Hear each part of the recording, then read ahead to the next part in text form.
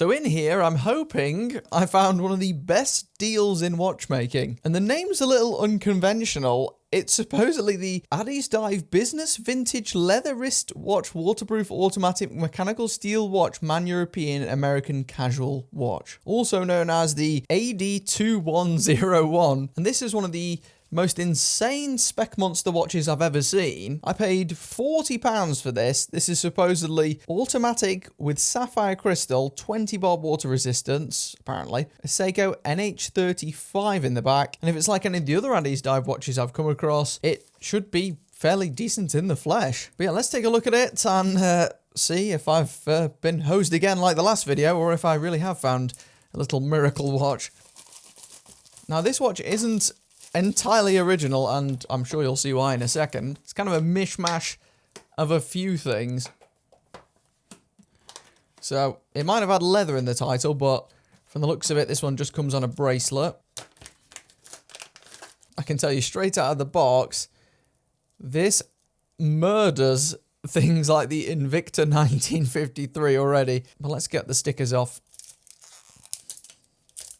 I recognise this case, and surprisingly, despite the dial, I don't think it's from Rolex. And there we go, after about 5 minutes of wrestling, we have the plastic off, or most of it. And of course, you can see the main inspiration for this watch is surely some of the old vintage Rolex Submariners. That's where the dial comes from, at least, and the bezel, potentially.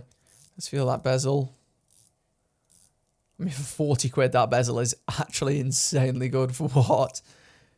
That is much better than the bezel on any of the Invicta Pro divers. But the case is what's intriguing me here. Now, from the online listings, this just looked like potentially an Omega clone, or at least the case did, with these twisted lugs. But in the flesh, and especially from side on, there is one watch, and I've got it here in a cupboard, that immediately comes to mind. It looks almost identical. And it's this beauty, the Vare D5 Pacific, I think it's called. And this is, I think, the most beautiful watch I own, and probably the most beautiful dive watch I've seen released in the last couple of years. Not super expensive either.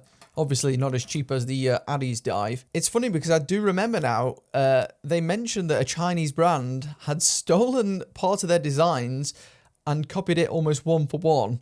And it's got to be Addies Dive, because you can see here from side on, the profile of the case, except for the more bulbous case rear on the left one, because it's using a different movement, is almost identical. The Addies Dive is fully brushed, I'm assuming because it's cheaper to just keep it all one style. And then even from above, it's got exactly the same twisted lug style as the Vare. And then the other side, you can see it is basically one for one, but with different finishing. And it surprises me. I mean, the fact that they're now copying micro brands too, which I find pretty sad, right? It's one thing ripping off a gigantic company, but going and ripping off a smaller, like, family-run company is pretty frustrating. And the micro brand owners are going to be annoyed if they've put the effort into design it. But, you know, it is a good-looking case, I'll say that. And the watch itself looks pretty decent. Now, it does have some legibility challenges because of the domed crystal,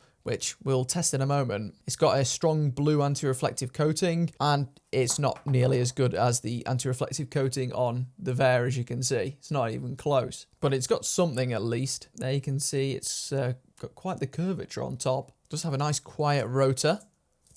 Really can't hear much there at all. I mean, for £40, aside from the stealing shenanigans, it is shockingly well constructed, just like many of the other Addies Dive watches. Does it have a screw down crown as well? Yeah, really nice and grippy. In fact, have they also copied the crown? They have.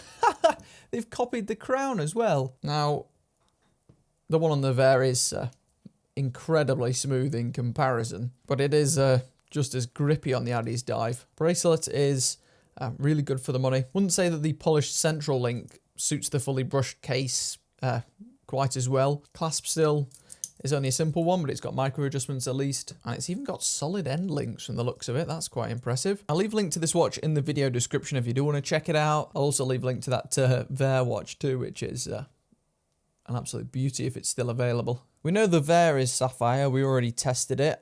And this is what it should look like on our diamond selector. A nice strong reading. Let's see if the Addy's dive actually is, because it's always a concern with these AliExpress watches. No, that is definitely sapphire. Yep.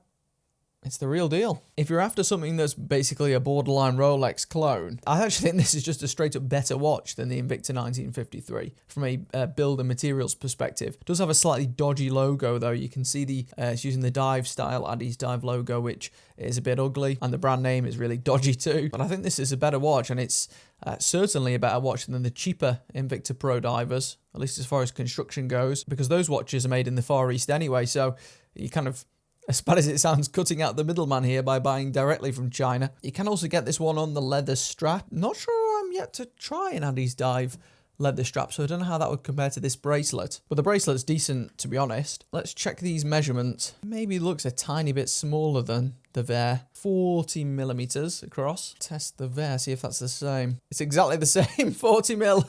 I'm curious now. Lug to lug, 45.7-ish. The original Vare. Yeah, it's almost exactly the same, but the thickness will probably be a little bit different. This might be thicker. Yeah, 14.8 millimeters. It's funny, it doesn't look that thick from the side. Clearly some of it's because of this bulbousness and because of the domed crystal. Without the crystal, at least, it will be a bit thinner. About 12 millimeters, so it's still not a thin watch by any stretch. So it's got a screw-down case back there. I wouldn't obviously trust this to the same depths as a watch that's multiple times the price, but I'd be surprised if it wasn't water-resistant to a reasonable degree. At least it feels very solid. Let's have a look at it on the wrist, and there's a look at it on my 6¼ inch wrist. So I've got a pretty small arm. This watch is definitely a little bit too big for me, but it's actually a very versatile size, I would say. And I find myself in a bit of a quandary because, I mean, for £40, this is genuinely one of the best deals I've ever seen as far as build quality goes. But you are basically buying a stolen design, or at least partly stolen. And as such, it's not something I would wear, I don't think. But the quality is actually shocking for £40. I can't believe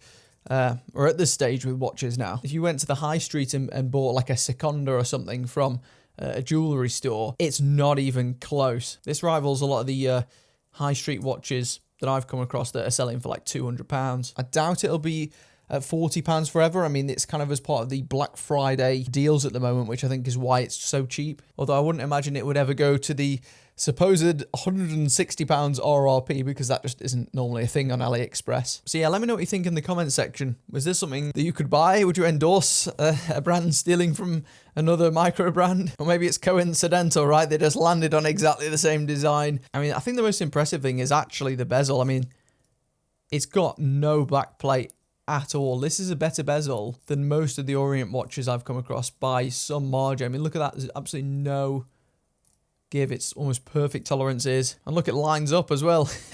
No lume pip though on this one. In fact, let's test the lume. Let's give that a shot. Now, I've also thrown the Vare in here as a bit of a joke. Let's see how it stands up in comparison, but also just generally by itself. I mean, that's honestly not half bad.